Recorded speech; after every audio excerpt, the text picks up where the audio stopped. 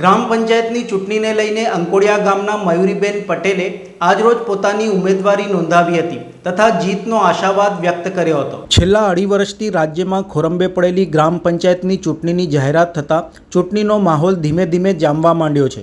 વડોદરા તાલુકા પંચાયત ખાતે ઉમેદવારો ફોર્મ ભરવા આવી રહ્યા છે। 22મી જૂને ગ્રામ પંચાયતની ચૂંટણી યોજાશે અને 25મી જૂને પરિણામ જાહેર થશે।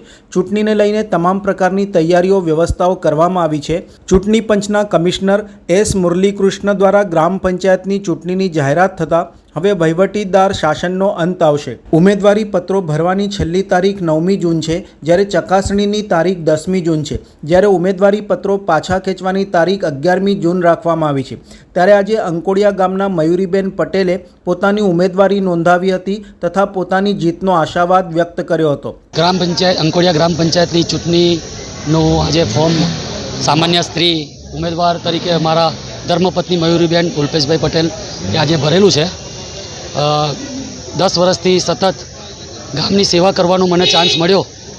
હવે મારી ધર્મપત્ની આગળના પંચાયતની ઇલેક્શન લડીને ગામનું સુકાન સંભાળીને ગ્રામજનોની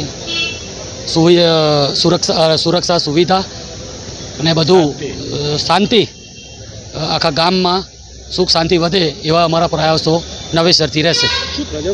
મારા 10 વર્ષના કાર્યક્રમમાં પ્રજા વચ્ચે જ રહ્યો છું, એટલે પ્રજા અત્યારે મારી સાથે છે। આજે તમારા દિવસો આવ્યા છે તો અમે તમારી સાથે છે। મારે પ્રજા સાથે જવાનું કોઈ જરૂર નહીં। હું સતત 5 વર્ષ હવે પ્રજા જોડે જ રહેવાનો છું।